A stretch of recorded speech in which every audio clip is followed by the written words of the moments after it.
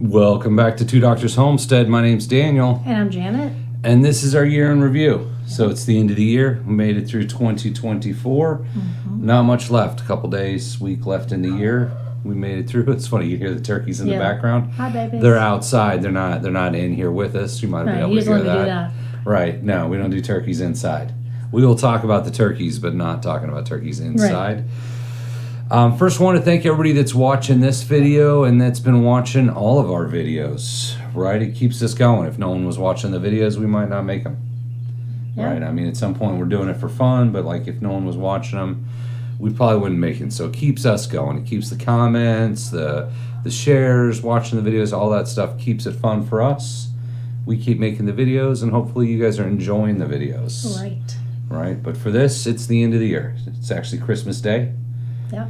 Christmas Day today. Merry Christmas. Yeah, Merry Christmas. Merry Christmas to all. We're in the studio from a different angle. This is the, when we're filming, it's the studio. Otherwise, it's a man cave. Yeah. But we're having a lot of fun in here. Oh, yeah. We're loving the dartboard, having a lot of fun. Right. Yeah. Yeah, having a lot of fun in here. So it's just a new space. The oldest moved out years ago, but she got her stuff. Right. Is what it was. Yeah. She finally moved her stuff out. We had an empty room. I'm like, claim it. Claim it. It's going to be a studio man cave. And that's where we're at right now. Gives us a place to go, film. Yes, empty nesters with empty rooms nests. to do Actually, stuff. empty rooms. There was an empty room in the house. So that's the story there. So what's to talk about? You want to talk about the turkeys since they're already blah, blah, blah. They're all... Right, they're making the turkey noises. Yeah. Yeah. So we hatched turkeys this year. This was our first time, I think. Yeah. This was the first year to hatch. Yeah. Actually incubate our own eggs from our own turkeys. Which is, I was unaware that it was that much different than doing chickens. Yeah. I mean, obviously it's an extra week, which is not a big deal. It's just their eggs are so much stronger. Yeah. At the pipping and zipping process, it seemed like they needed. I don't usually help my chickens pip or zip, but these turkeys needed some help. Need some help. Yeah. And I lost a couple of them just suffocated in the egg because I didn't help them because I don't. You know, nature takes its course. The chickens just do their own thing. Yeah, so I helped them a little. Yeah. And we got some turkeys. We did. We processed some turkeys out of it. Yeah. Yeah. I kept the 3 girls that I got, but the boys, the toms, we already processed. Right. Yeah, they're in the freezer. Yeah, and last year, I think it was last year we started the gaggle. I feel like it was last year. Yeah. Yeah. And the idea was they would refresh themselves. Like we'd get the eggs, we'd incubate the eggs and get more turkeys, and it's sort of working out. Yeah, I mean, they were young, so that's why I incubated the first year because they were laying eggs but weren't sure what to do with it. But now little Geraldine's sitting on eggs out there. Yeah, they're sitting on eggs. Yeah, if we just left them alone, which is what we're doing. Yes.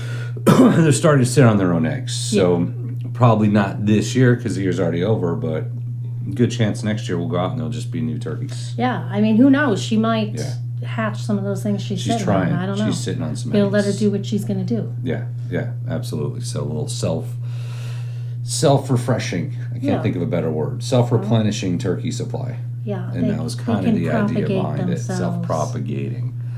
Chicken projects. I got you up first on my list. Got our list here. Oh, yeah. Chicken. I hatched this year, but I didn't hatch genetically for specific chickens. I hatched genetically for egg color. For egg color, which was fun. Yeah. So I combined chickens for the color of the egg. Yeah, which makes a barnyard mix, but it makes really pretty eggs. So that's okay. I got some olive eggers out of it with some speckles on it from the Well Summers that I put in there. So eggs. I got some pretty eggs. It was fun. Eggs, and you bought some new chickens. I did. I bought some Belfelders, which I like. It's a nice breed.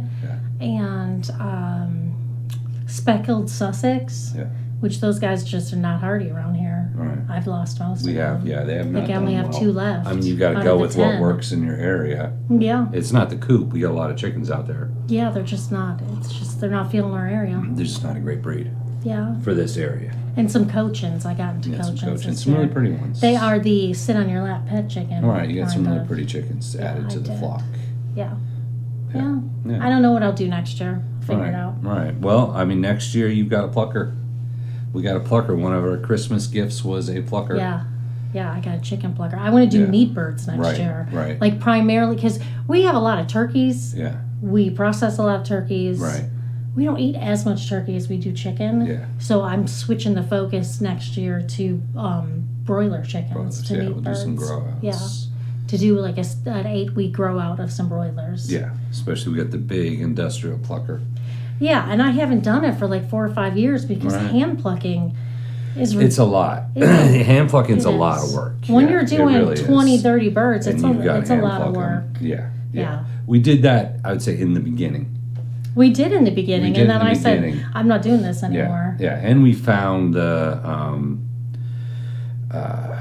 meat birds. I can't think of the name now. We did Cornish cross. Cornish cross are really nice birds, but you can't mix them with other birds. No, because they're slow and they just they're slow and they just got beat up. And they're food, so and everybody knows they're food because they're nice and juicy. So then everybody starts eating them. Yeah, they got beaten up, so you really keep them separate. And this time we will. We'll keep them separate. Yeah, that was like 8 years ago. It was a long time ago. Yeah, it was a long time ago. Yeah. Long time ago. You keep them separate. Oh, we're going to start just producing chickens.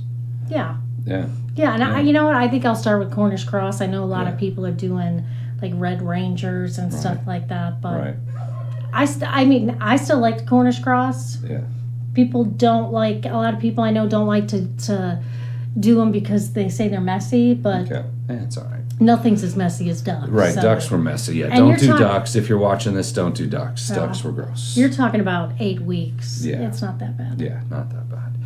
So as a plucker canning, I've got you all up first here. Canning. Wow. I know. Upgrade the canner, toss the old one, ton of canning projects. Yeah, I broke my electric canner. Right, we got the Presto. I fried it out. Yeah, so I mean, I think the Presto, it's a good canner.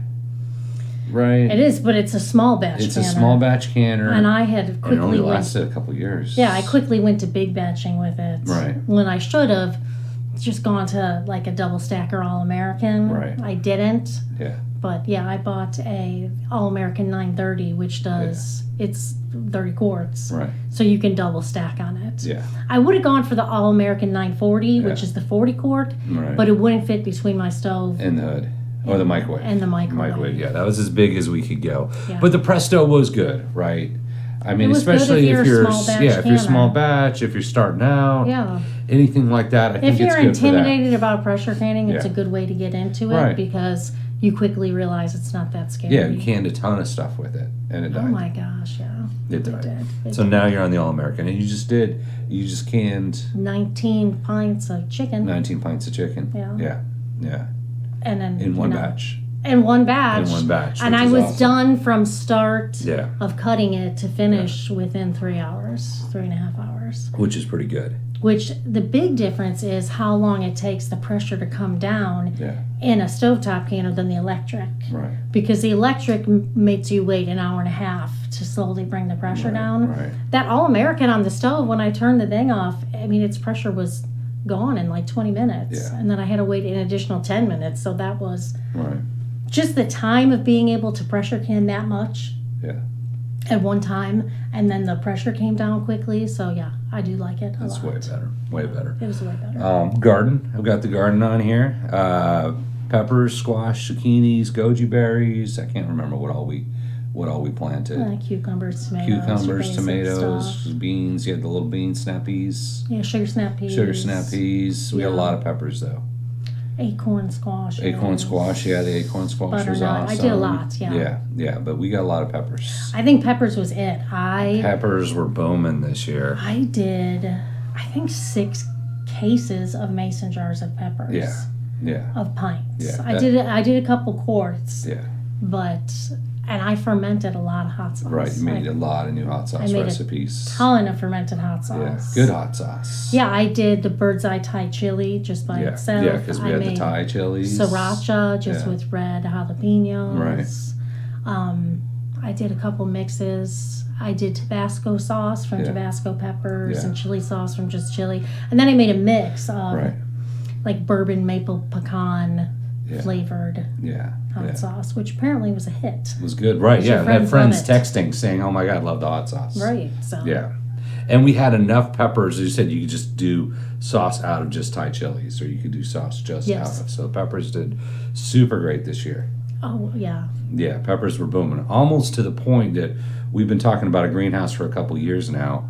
But I'm like, why do we need a greenhouse? Which would really be so we could grow in the winter, maybe some more fragile stuff. Yeah. But we had so many hundreds of pounds of peppers. We don't need to grow peppers year round. No. That's what it comes down, right? We don't need to grow peppers in the winter. Endlessly. I can't, like I said, I canned like 6 cases of just peppers. Right. Plus, I froze. Right. Then I got to the point where I was like, I was done. I think I froze 100 pounds of peppers too. Yeah. I'd like cut them up and had them pre-processed ready and then froze them. And, and I use that for making breakfast. They're just little vacuum sealed bags of peppers that I can open up, throw in the little skillet pan. Yeah. And it's great. Yeah. I cut up some. I did some ham for you too. Yeah. Yeah, the ham's great. So yeah, that was sort of one of those things where we're thinking we want a greenhouse, so you can go year round. But if you get that much food and we're able to preserve that much food, we don't need more peppers anytime soon. No, if you know how to preserve, you should be able to at least minimally preserve your harvest of some stuff. You know, you can preserve your squashes too if you want to. Yeah. And can those. So. Yeah. Absolutely. Yeah. So we did the goji berries. Mm-hmm. Very trendy. Yeah. Very on trend with the goji berries. Yeah. They're good. They're kind of peppery. Yeah, It's like a tomato with pepper on it, like an earthy tomato with pepper on it. And they got tons of little seeds in them. Little seeds, yeah. I think what most people are used to is goji berries dried. Yeah. Or dehydrated into powder. That's what I was used to. Right. Yeah, but they taste completely different. And they're doing okay, though. They seem to be doing all right here. They were expensive bushes. We didn't realize how much they were until we got home. But expensive bushes, but they seem to do well. They're like prolific. Yeah, they're still goji berries. Right now, right? Yeah, there's still goji berries on end them. of December, and they're still pumping out little berries. So, well, North Texas, if you're in North Texas, it seems to do well so far. Yeah. Yeah, the peppers all died in the freeze, and the goji berries are still going. They're still Not that there's enough that it would be like a meal, right? Pigs eat off them every the pigs, day. Right? Yeah, but there's enough that if you like goji berries, you get goji berries. Yeah. You know, it's not like you're going to live on goji berries. New pumpkin patch. We built the new pumpkin patch. Didn't really work out. No, that was It looked great. We put a lot of time into it. We planted a lot of pumpkins. We got some pumpkins. Yeah. Not a lot. Didn't work out. I don't know. It's the spot, or we tried to do the pumpkins in the bags. It could have been in the bags. They didn't work well. It just didn't really work out. We may not do that spot again next year. I'm not doing that spot again. Yeah, it just didn't work out. Sometimes that happens. You try to garden. You can spend all the time and the money and the effort and set up a garden and get nothing. Well, and to me, I think the difference really is the soil. And people don't really focus on soil health. Yeah. And gardening is really about soil health. Mm-hmm. And I've been working on that soil. I'm not a throw a bunch of additives in person. Yeah. There's people that I watch a lot of people on YouTube, and they're like, they buy stuff and they throw stuff to add in there. Yeah. I'm very much of, you dump the chicken coop and you put the chicken coop on it, and we do deep litter, so we're not putting fresh, manure on it. Right. Some of it is fresh, but most of it is already dirt. Yeah. But we put it on times where it's going to have like 6 months to an additional 6 months then to dry. Right. So I take all my manure and put it there, not just my manure. My chickens, the pigs, all of it. Cardboard, pine shavings, all that stuff gets thrown and open compost on it, and it has for 8 years. Yeah. And that's why it's such good soil. Yeah. And then we put store-bought soil, which is sterile in bags. Right, it is, and the pumpkins didn't do well. No, it did not. Because the pumpkins grew through the bags and rooted into the ground. They did, right. They did. They grew down, they rooted into the ground. Yes, but that was an area of just our backyard that we haven't been working on the soil. Yeah. It's just an open pasture. It's just open area, Yeah. So I think it has a lot to do with soil. Soil health has a lot to do with it. Right, absolutely. Yeah. Next thing, trees. We planted trees. I said 20 plus because we did the 4 peach trees earlier in the year, in the spring. Yeah. And then we came back in the fall, planted, I think, 17 more trees. Yes. So a lot of trees. We planted 8 peach trees, a couple apple trees, some willow trees, and different kinds of shade trees. Some dogwood trees. Dogwood trees, yeah. We keep planting trees. We keep planting fruit trees back there, trying to get the orchard to stick. Mm-hmm. It has not done well. Orchard has not done well here. I don't know if it's the soil or the area or what, but we keep trying. We keep planting. We do. Yeah, keep putting trees in the ground. I want an orchard, and every year we keep putting trees out. A lot of our trees have done great. We've probably planted 100 trees on this property.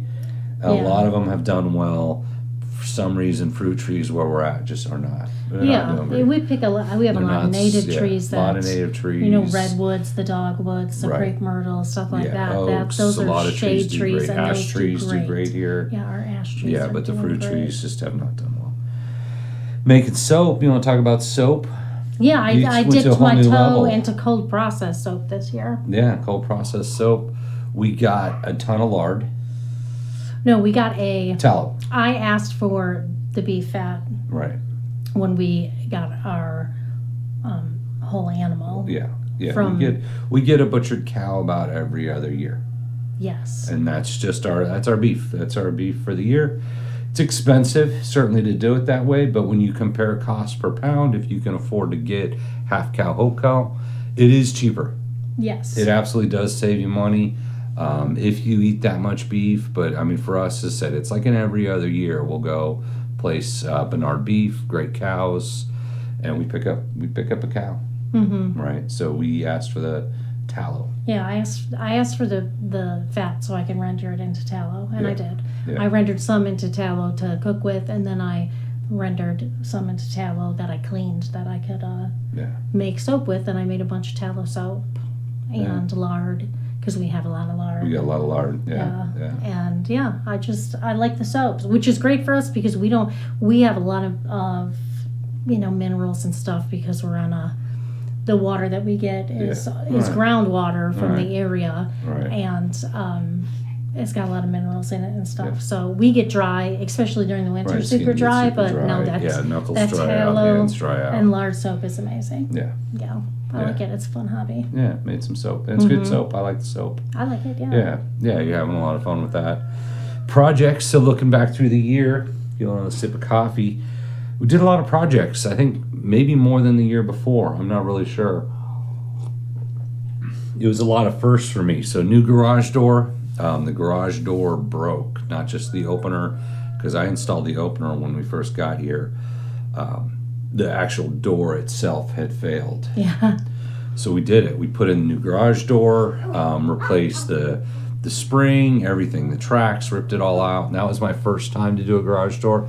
A lot of people said don't DIY a garage door because it can be dangerous, and certainly it can, but we did it. We did the whole garage door, new springs.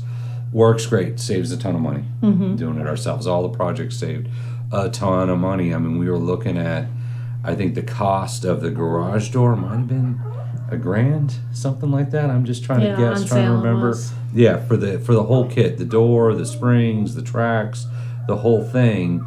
And as I was clicking through, I think we got it like Home Depot, clicking through, and you look at the install, and it went from like $1,000 to like $6,000. Yeah. I'm like, whoa. They're like easy springs now that they have them. They have them set as like an torsion spring. Yeah, so they've switched it so you can DIY them. Right, you can DIY it. But yeah, we went, it was like $1,000 for the door, $6,000 install. I'm like, not going to do that. Just ship me the door. We'll figure it out. Right, and we did. We just whipped out the Dodge door. You're a DIYer. I'm a DIY or die, and the garage door will kill you. DIY or die. Major structural repair on the chicken coop. So if you guys have seen pictures of the chicken coop, there was, this is all self-inflicted, but the way the chicken coop was built is there were 4x4s kind of going this way, across the floor. And there was an area where a couple years ago I put in a spigot. Right, so we had the little spigot there for watering to make it easier when you water the chickens. There's a spigot, there's a hose, it was all good to go. Over time, the spigot had leaked back on the wall and it rotted out. Yeah. There was rot on the wall, but it was right between two 4x4s under the door. So it was actually at this structural point that could fail. So that had been probably about a year I'd been putting that off. Slowly it was getting worse, Finally, like, okay, I think I took a week off work or something. I probably took a week off work. I'm like, all right, I'm doing this. I'm doing it. Couldn't find any company that was going to help with that. But I'm like, okay, I'll do it. So I actually Bought a bunch of jacks, and I built sort of like feet jack holders that I mounted along the side. And didn't make a YouTube video. There's like an Instagram slideshow on that, but put the jack holders and actually like jacked the front of the coop up. And the coop is 16 by 12 and heavy. It weighs a lot, right? So it was a little bit scary jacking it up, even like a half an inch. Jacked it up probably maybe half an inch on the whole thing. It was creaking. It was like a 2-3 day project basically to rip everything out, rip that entire section of the substructure out, put the new one in, bolt it all together. A little spooky as far as the project goes. At one point, I think it was like 2-3 days in, I'm looking at it like, okay, I'm probably gonna die. So I went to Home Depot. He says nothing about this either. Right, yeah. He's all stoic, like, yeah, I got this. So I'm like, he's got it. All right, we're back. Yeah. Puppy stop, the dogs were barking. Maybe you guys could hear that, don't know. But we could hear it. I'm sure you can hear them. We could hear the dogs barking. So, yeah, big structural repair on the coop, big project, super spooky, but got it done. Next one, we got rain gutters on the house. That's a great prepper project because rain gutters are good for water collection, but also it's good for the foundation where we're at in Texas. Foundation issues are common. Yeah, foundation issues are pretty common out here, so we were happy to get full wraparound rain gutters put in. And then solar for the turkey coop. I was checking the videos. I think it was the beginning of the year. So we built the turkey coop standalone. The chicken coop, I ran electrical to it, and we built the backup solar power system for the house that's also tied through the chicken coop. But for the turkey, they're a little further out. I don't have electrical running that far, but we did a small solar system for that. 1 panel, 1 battery, small charge controller, small inverter, and one bulb.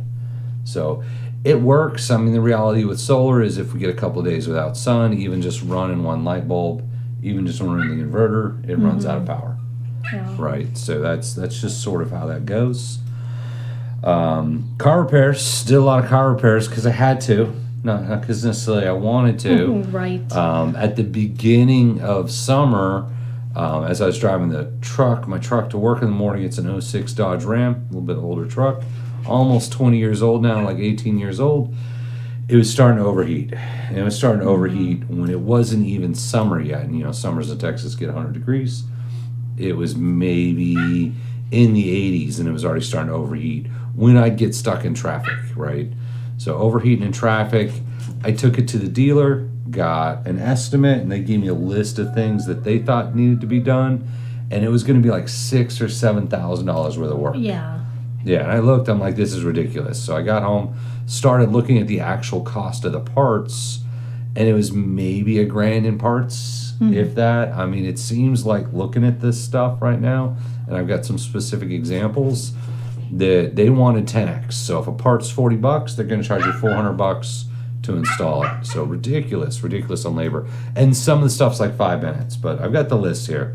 All right, we found the compromise to keep the dog from barking at the door. All right, so stuff I had to do on the truck this year: coolant overflow recovery tank, engine cooling fan motor, upper radiator coolant hose, lower radiator coolant hose, radiator replacement, cooling fan assembly, drive belt, water pump thermostat, AC accumulator, AC compressor, AC condenser, AC discharge line hose, air filter. So that was the first time basically working on the truck. Ripped all that stuff out, put all new in. Some of it I got on Amazon. Some of the stuff I got on Amazon didn't fit, and I ended up having to go to AutoZone. But some things on Amazon worked, some were absolutely wrong. And some of the stuff Amazon was cheaper, so there's sort of a compromise there. You just have to know, like, some of the stuff didn't fit. Yeah, even though in the description it's supposed to fit, so that was the first time working on the truck. Now, when I got the estimate from the dealer for work, they had the engine oil pressure sensor switch. I ignored it. I didn't even realize it was on there until later. But later on, the engine oil pressure switch went bad, and it was $40. It was a $40 part. I got the part for $40. The dealer wanted like $360, $380 to swap it out. That's a lot. It's a 2-minute job, and so that day I had already replaced the evap canister purge solenoid, and then I was driving to returned some parts at AutoZone, and the check gauge's light was going on. It was flashing, it was beeping, so I looked it up, said engine oil pressure sensor switch sensor was one of the possibilities. Since I'd already worked on the truck that day, there was a Jiffy Lube next to AutoZone. I went over to Jiffy Lube. I'm like, hey, engine oil pressure sensor, it literally just screws in right next to the oil filter. Can you guys take a look? Could you guys, what would you guys charge to do this for me? I could have just gone home and unscrewed it and did it, but they looked at it, like, the guy's like, oh, I gotta talk to the manager. So we went and talked to the manager. Gonna do, I sat there for a while. I'm thinking at some point, I'm like, this is dumb. They're gonna charge me like $300. Yeah, I should have just gone home, 5 minutes on the wrench, and it's done. But they didn't charge me anything, so they did it for free. So here, the dealer wanted almost $400 to do something that Jiffy Lube did for free. Yeah. Which is nuts. There's still some nice people in the world. Right, yeah, and it was a 5-minute job. You can look up engine oil pressure sensor, you unhook it, unscrew it, screw the new one in, hook it up. So, there's nothing to it, but just the prices they're charging for labor out here is nuts. Did the starter, did the fuel pump, you got evap canister, purged solenoid, so a lot of stuff. A lot of truck repairs. Mm-hmm. And then on You've been under that hood a lot. Yeah, and then on Janet's Toyota, we did the alternator and the battery. Yeah. So by 2005. Yeah, been a lot of car parts this year. So my truck it's a 06, so it's about 18 years old, 150,000 miles, and that seems to be where everything just breaks. Mm-hmm. I'm at that point. It feels like everything's breaking, like it'll be a month, and check engine light will be back on, I'll pull the codes, and something else is broken. Yeah. So it's almost like one part a month is breaking now.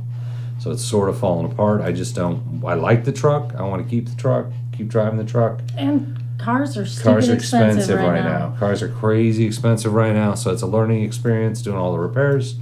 Do it yourself is significantly cheaper, than paying these guys to do it. Competition shooting, kind of started regular competition shooting this year. I've been doing IDPA matches with my friends, with the group. Bunch of guys show up. It's been a lot of fun.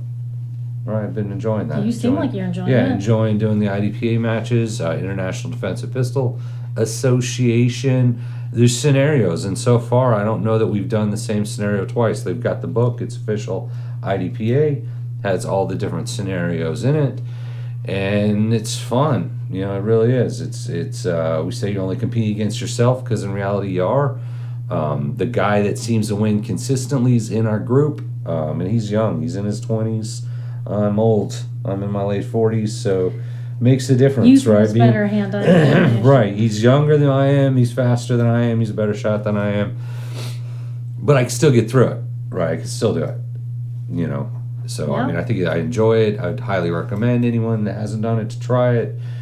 The scoring's not as important. It's about being safe. It's about being accurate. When we first started going, the guy that runs the event says you can't miss fast enough to win. Right? So if you think I'm just going to shoot as fast as I can, you can't miss fast enough to win. You still have to hit the targets. You got to hit something. Right. Yeah, you kind of have to hit the targets, right? So no matter, it's not necessarily speed. It's just about the accuracy and the scenarios and being safe. But a lot of fun, enjoying the competition shooting with the guys. New hot tub. Because homesteading can be fun. Yeah. We've got a new hot tub. Because I'm old and I like to soak my bones. Right, loving the new hot tub. I don't know if we've shown any of the hot tub on anything. I don't think so. On any of the social medias, but we are loving the new hot tub. Yeah. Yeah, that's been nice. Once again, highly recommend if you can. Yeah, it's a 3-person hot tub. Yeah, so it's not huge. It's not one of those $6,000-$7,000 hot tubs, Right, it's not the giant. Level. It's entry level. We had the inflatable hot tub last year that we got on Black Friday for like $300. And we loved it. We loved it all year. We went to set it up this year and it was leaking. So we're going to just do it. We're going to go for it.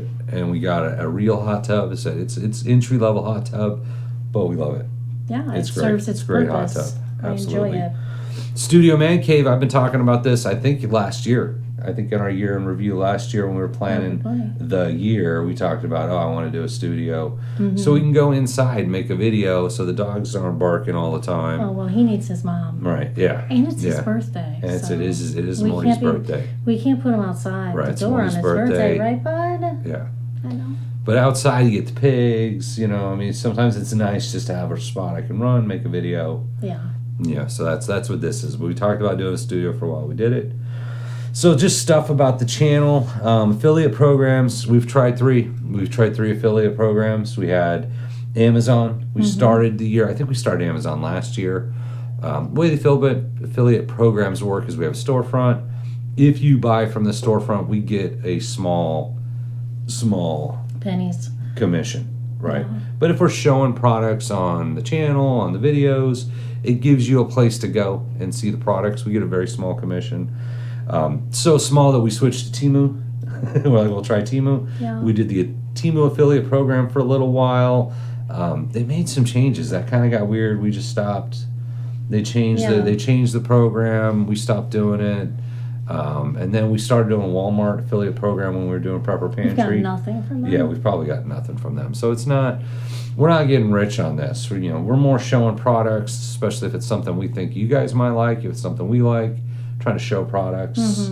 But yeah, affiliate programs are interesting. You know, I'll leave it at that. I'm sure we did some merch drops, right? Made some merch videos. Showed where we've partnered up with vendors. We collaborate on videos with them, show some products. It's fun to do. We get the products. Don't own them. I mean, no one's really seemed to hate on them too much. You know, trying to, when you have a channel, we're not a huge channel, not pretending to be a huge channel, but even at our size, I get emails daily from people saying, hey, do you want to do a video on this? You want to do a video on this? So we don't do every one, right? We've done a handful of product videos, but literally get daily emails. You want to do the video, you want to do a video. Very random stuff. Yeah. Tabletop ice maker. Right, yeah, we almost did the tabletop ice maker. Giveaways, we did our first giveaway. Really, that was our first giveaway where we did it. We've been part of collaborations that had giveaways, but that was our first giveaway. Seemed to be fun. I think people enjoyed it. The shipping got kind of expensive. We shipped the products out. I went to UPS, and they actually wanted more to ship than the product was worth. Yeah, then I just took it to And then the she post took it to office. the post office. It still wasn't cheap, so shipping was kind of a surprise on that. We'll see. If we do future giveaways, we might buy it on Amazon and have them ship it to you. Direct. Right, because we get free shipping on Amazon, then you go to UPS and they want $30, cheapest option to ship something. It's like, wow, okay. So anyway, we'll see on giveaways. We'll see what happens with 2025. YouTube stats, want to get into the YouTube stats here. Just for fun, for anyone that's a stat. So they send you an email with your stats for the year. So my year on YouTube 2024, we got 2,134 subscribers, which were like 5,400, just under 500. So almost half our subscribers were from this year, and we appreciate each of the 2,134 people that choose to follow our channel. 232,000 views, so not too bad. So basically, I mean, in terms of subscribers to views, if I'm doing the quick math right, basically 100 views per new subscriber. That's nice. Now, I don't think each subscriber watches 100 videos. Most of the traffic from YouTube comes from non-subscribers. Yeah. Which I think is just about how it is. It's their recommendation engine, is whether it likes us or not. It doesn't like you. It doesn't like me right now. No. We made some videos it didn't like. 195 uploads. So we did 195 uploads this year. That's a lot. Grinding. That's grinding. I mean, that's not a video a day, but it's more than a video every other day. Yeah. Even though we're slowed down, we're doing like a video a week, still 195 uploads is a lot. 10,000 likes, so I like you guys too. Thank you for the 10,000 likes. 2,086 comments and 1,148 shares. So that's pretty cool. So appreciate that. We're a small channel. You know, just making our little videos. So our top video from the year, if you haven't seen it, Lockdown's Coming, that had 686 watch hours. So it doesn't give me the number of views, but it was a lot of views. That's a lot of views. That was our top video of the year. Check it out if you hadn't seen it. Our top short was the chicken hatching, first hatch of the year. 272 likes was our top short, and we actually had a short of a chicken hatching. Yeah, I got in a the chicken incubator, actually hatching. which is super cool. And then our top live stream was the Dystopian Book Club meeting, Brave New World Part 1 was the top live stream we did. I just want to say about that short. Yeah. people thought that was going to be a rooster. Oh, okay. The way that baby kicked out of that. Yeah. And that is, in fact, a girl. Yeah. And she lays a olive egg. Oh, okay. Yeah. Interesting. So if you go back and see it, it's a hen. Yeah, It's not a that rooster. ended up being a hen. A little hen, a little olive egger. Mm-hmm. Yeah. We did the book club, obviously, because that was our top live of the year. We stopped. You know, it just timing we kept being busy at that time. Yeah. And we just sort of kind of walked away from it. Yeah. You know, I still read every day. Honestly, I do. I read every day. But we just haven't been doing the book club. Maybe we pick it up again at some time. Yeah, we can. We'll see. It was fun doing the videos. Strangely Strange, if you're out there, miss you. We haven't seen you, haven't heard from you. No hope comments, you're doing nothing. good. Hope you're doing all right. Absolutely. Hope you're doing all right. You know, it's just one of those things. Sometimes it goes from being fun to where it starts feeling like work and taking up too much time. But then we were busy, and I think people were sick, and holidays, whatever it was. Yeah, and it was getting in on summer, and It was everybody getting on wants to summer, do stuff during right. the summer while you're outside. Absolutely, yeah. I'm gardening every night for hours. during the summer. Right. Yeah, I think when we started the book club, it was in the wintertime, where it is now, where it's dark at 5 o'clock. So doing the book club at 7 o'clock or whenever we did it made sense. But in the summertime, when it doesn't, it's daylight till 9 o'clock, and you're like stopping halfway through Sunday to do the book club. It just didn't work out. We'll see. Maybe do a different kind of live stream. See what happens. Not really sure. Ideas. Didn't really think too much on 2025. Big plans for 2025. I'm doing meat chickens in 2025. Meat chickens, right? We know that for sure. Meat chickens. Probably gonna be working on my truck some more. Gardening. Might do a separate video. I don't know. Hadn't really thought too much about next year. Yeah. In terms of videos, keep doing the prepping videos, keep doing the homesteading. You should keep prepping, keep working on your self-sufficiency. Don't know in terms of what the bingo card should be on next year. We're going into new territory, new administration. Things could go in a lot of different directions right now with the world. When you look at, are we going to have escalations in wars? Are we going to have de-escalations in wars? Are we going to get invaded by aliens? I was going to say, are the aliens coming? Right, are we going to get invaded by aliens? Sort of a weird... all those weird lights in the sky. Sort of a weird time. Posting. Right, weird time. Not sure what to predict. I have no idea. If I might do another video, bingo card predictions, what to look forward to in 2025, what to prepare for. I've got no idea right now. Aliens is possible. Aliens, World War III, bird flu. I mean, if you want some shifting. interesting stuff, Joe Rogan's got some good. Joe Rogan rocks the alien stuff. He does. He's got some good older episodes. Right. If you want to talk about aliens, Joe Rogan's got it all down. Unidentified. Right. Whatever right. Don't even know. No idea on what to expect next year. We'll just keep an eye out. We'll have to see what happens. Yeah. That's all I've got. I don't have anything. All right, guys. Thank you for watching, and we appreciate you.